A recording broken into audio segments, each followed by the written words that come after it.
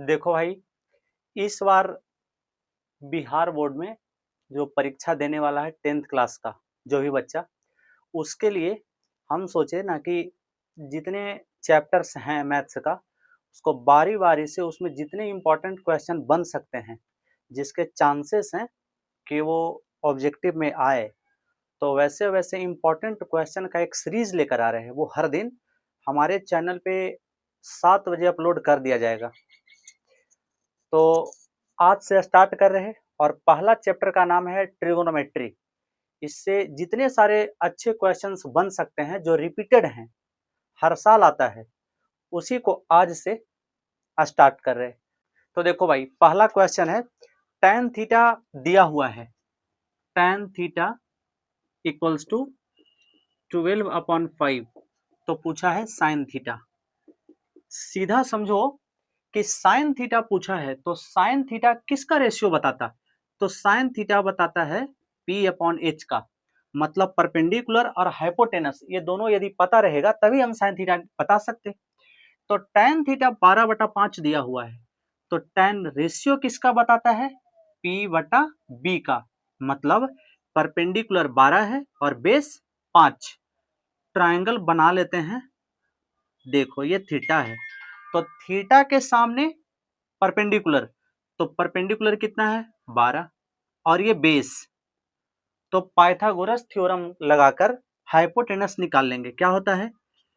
Base का square तो 5 का स्क्वायर और परपेंडिकुलर का स्क्वायर तो 12 का स्क्वायर। कितना होगा? 25 प्लस 144, तो इसके आएंगे 169, 13 आया। मतलब हाइपोटेनस आ गया 13। सीधा बता सकते हैं अब कि साइन थीटा पूछा है ना, तो परपेंडिकुलर बाई हाइपोटेनस। परपेंडिकुलर है कितना जी? 12 और हाइपोटेनस कितना निकाले? 13। मतलब साइन थीटा इक्वल्स टू 12/13। ठीक है, अब नेक्स्ट देखेंगे। तो देखो भाई, सेकंड क्वेश्चन जो है ना वो cos theta equals to x, तो tan थीटा पूछा है। पहला क्वेश्चन भी इसी प्रकार का करवाए। तो बताओ कॉस थीटा किसका रेशियो बताता है? B/H का। और वो दिया हुआ है कितना? x। तो x को तो लिख सकते हैं ना xy1। ट्राइंगल एक बना के देखो, यदि ये थीटा है तो थीटा के सामने का साइड परपेंडिकुलर और ये बेस, तो बेस दिया हुआ है x और हाइपोटेनस 1। मान लेते हैं हाइपोटेनस 1 है, तो परपेंडिकुलर निकालना जरूरी है। क्यों? क्योंकि tan थीटा पूछा है और tan थीटा किसका रेशियो बताता है? P/B का। मीन्स कि tan थीटा निकालने के लिए ना हमें परपेंडिकुलर का वैल्यू पता होना चाहिए और बेस का, तो बेस तो पता है, परपेंडिकुलर कैसे निकलेगा? तो पाइथागोरस थ्योरम से कहता है कि परपेंडिकुलर निकालना है ना, तो हाइपोटेनस का स्क्वायर करो और बेस के स्क्वायर को माइनस कर देना है। तो बताओ भाई, 1 और माइनस एक्स स्क्वायर हो गया। इसको आप सिंप्लीफाई कहां करेंगे? तो tan थीटा परपेंडिकुलर, इसके लिए परपेंडिकुलर कितना निकाले? √1 माइनस एक्स स्क्वायर और बेस कितना दिया हुआ? x। हो गया।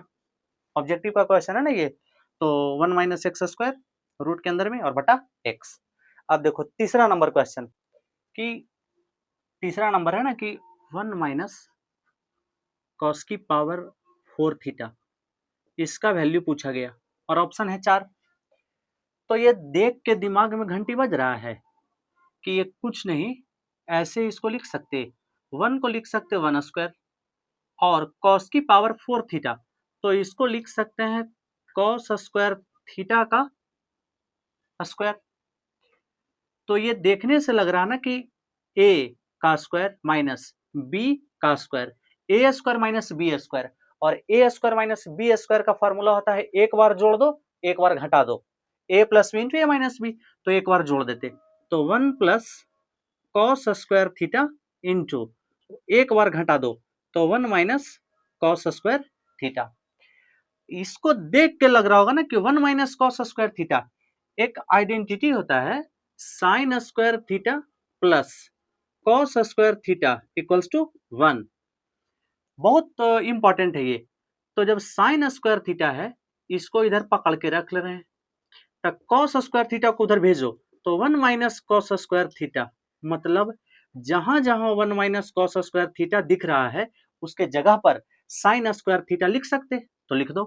तो 1 प्लस कॉस स्क्वायर थीटा, और ये दिख रहा ना 1 माइनस कॉस स्क्वायर थीटा, और 1 माइनस कॉस स्क्वायर थीटा के जगह पे क्या लिख देना है, साइन स्क्वायर थीटा। तो इसको बोल सकते हैं कि sign square theta into 1 plus cos square theta, जो कि तुम्हारा ऑप्शन में दिख रहा है। तो देखो भाई, ये 4th नंबर क्वेश्चन है, ये ना कॉम्प्लीमेंट्री एंगल का पूरक कोण का ये क्वेश्चन है। cos 59 degree upon sine 31 degree into tan 80 degree by cot 10 degree. देखो इसको बनाएंगे कैसे कि cos 59 degree upon sine 31 degree और लिखा हुआ tan 80 degree upon cot 10 degree. जरा देखो, यहाँ 59 है और ये 39, cos है साइन है, इसी को बदल देते ना तो काम बन जाएगा। 90 डिग्री आ रहा ना ऐड करने पर। तो देखो cos 59 डिग्री, इसको लिख क्या सकते हैं, बोलेगा इसको ऐसे लिख देते, cos 51 को लिख सकते 90 माइनस 31 डिग्री। नीचे वाला देख के ना उसी के अकॉर्डिंग बदल देना है ऊपर वाला, और नीचे जो है ना साइन 31 उसको वैसे ही रहने दो।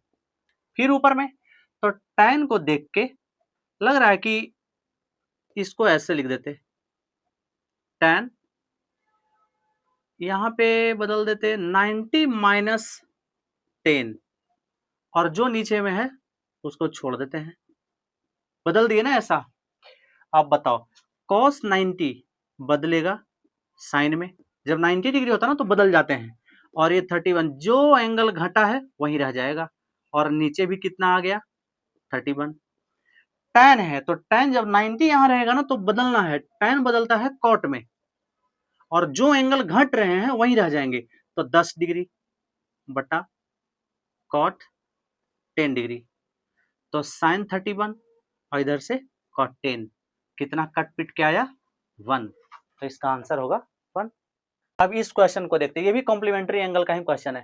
क्वेश्चन बोल रहा है कि 25 degree sorry tan 25 degree into tan 65 degree equals to sine A. तो ए इक्वल्स टू क्या होगा, देखो इसको निकालने के लिए ऐसा सोचो कि जब दिया हुआ है tan 25 और tan 65, ये दोनों है ना, तो किसी को भी हम बदल सकते, तो जैसे मन करता हो वैसे सॉल्व कर दो, या जिसको बदलना है।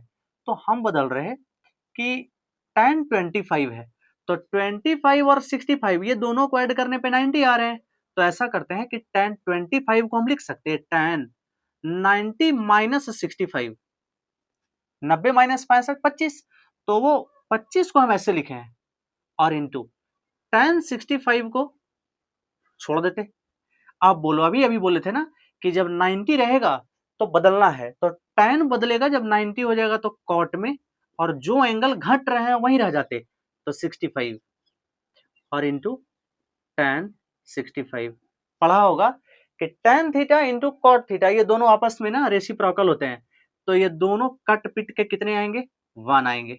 अब बोलो, पूछा है ना ये मतलब 1 साइन ए के बराबर दिया हुआ है, जरा सोचो कि साइन ए किस एंगल पे 1 आएगा, बोलेगा इस 1 को बोल सकते हैं सर साइन 90 डिग्री, और इधर दिया हुआ है साइन ए, तो दोनों साइन को काट नहीं देने हैं, दोनों को कंपेयर करने हैं। तो साइन से साइन कंपेयर किए तो ए के जगह पे 90 डिग्री, मतलब ए का वैल्यू कितना आया 90 डिग्री, आंसर।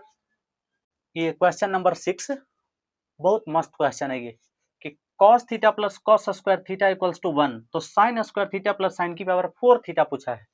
देखो भाई बड़ा आराम से इसको बनाने हैं, कहता cos theta plus cos square theta 1 है ना, और जो हमसे पूछा गया है वो साइन में पूछा गया है, sine square theta plus sine की पावर 4 थीटा। कैसे होगा ये, ऐसा करें कि cos थीटा को पकड़े रह जाते और cos स्क्वायर थीटा को उधर भेज देते हैं, तो जब उधर भेजेंगे ना तो 1 माइनस कॉस स्क्वायर थीटा, तो cos theta equals to 1 minus cos square theta क्या होता है साइन स्क्वायर थीटा, मतलब कि जहां जहां साइन स्क्वायर थीटा लिखा हुआ है उसके जगह पर हम cos थीटा पुट कर सकते। तो जरा बताओ किसका वैल्यू पूछा है, वैल्यू पूछा है जी sine square theta plus sine की पावर 4 थीटा। भाई साइन स्क्वायर थीटा के जगह पर तो कॉस थीटा पुट कर दिए सर, हो गया। अच्छा, साइन की पावर 4 थीटा देख के दिमाग में घंटी बजनी चाहिए कि साइन की पावर 4 थीटा को हम ऐसे लिख सकते, साइन स्क्वायर थीटा और उसका भी स्क्वायर कर देंगे। तो बताओ, जब ये तो कॉस थीटा हम उसी समय पुट कर दिए। अच्छा, साइन स्क्वायर थीटा आ गया ना, तो साइन स्क्वायर थीटा के जगह पर कॉस थीटा डालो, और कॉस थीटा का जब स्क्वायर करेंगे तो कॉस स्क्वायर थीटा होगा, आएगा ना। बताओ, ये तो क्वेश्चन में दिया हुआ है cos theta plus cos square theta equals to 1, मतलब इसके जगह पर 1 लिख सकते। आंसर 7 नंबर क्वेश्चन है ना, 1 plus tan square A by 1 plus cot square A. ये सब क्वेश्चन ट्रिगोनोमेट्रिक आइडेंटिटीज का है। इसके पिछले वाला भी वही था। बताओ कि 1 plus tan square A, 1 plus tan square A क्या होता है, सेक स्क्वायर ए। ये सब याद करने वाली चीजें हैं भाई। 1 प्लस कॉट स्क्वायर ए, उसको लिख सकते हैं सर कॉसेक स्क्वायर ए, लेकिन जो हमारा आंसर है वो इस टर्म में नहीं है, तो इसको चेंज करेंगे। अच्छा, सेक स्क्वायर ए को देख के बताओ, लिख सकते हैं 1 बाई कॉस स्क्वायर ए। भाई कॉसेक स्क्वायर ए को भी लिख सकते हैं 1 बाई साइन स्क्वायर ए। इसी को सॉल्व कर दो तो 1 बाई कॉस स्क्वायर ए, और ये डिवाइड बदलेगा मल्टीप्लाई में, तो ये पलट जाएंगे, तो 1 बाई साइन स्क्वायर ए चला गया, तो साइन स्क्वायर ए बाई 1। बताओ ये क्या आया, sine square A by cos square A. Sine square A by cos square A क्या होता है, tan square A, tan square A. Answer देखो, अब 8 नंबर क्वेश्चन है। ये जितने सारे करवाया जा रहा है ना, ये केवल वैल्यू पुटिंग है। यदि आपको 0 डिग्री, 30 डिग्री, 45, 60 और 90 यदि याद है तो पूरा बन जाएगा, और हर बार आएंगे परीक्षा में, इस बार भी आएगा। देखो भाई, थीटा इक्वल्स टू 45 डिग्री दिया है और पूछा है sine theta plus cos theta. तो ये बताओ कि थीटा के जगह पे जब 45 डिग्री पुट करना है तो साइन 45 डिग्री और प्लस कॉस 45 डिग्री। अब जिसको याद रहेगा वो बना पाएगा, और नहीं याद रहेगा नहीं बनेगा। साइन 45, ऐसे हमारा एक वीडियो था, उसमें हम तरीका बताए थे कि कैसे याद कर सकते हैं, बड़ा इजी वे में बताए थे। साइन 45 का वैल्यू होता है 1/√2 प्लस कॉस 45 भी होता है 1/√2। करो इसको सिंप्लीफाई, तो √2 का एलसीएम √2 आएंगे, तो जब कटेगा तो 1 आएगा, और इधर भी 1 आएगा, 1 और 1 2 होगा प्लस में, है ना। तो √2 कितने बार में जाएंगे, √2 से √2 बार में कटता है 2, कट पीट के कितना आया, √2। यही इसका आंसर होगा।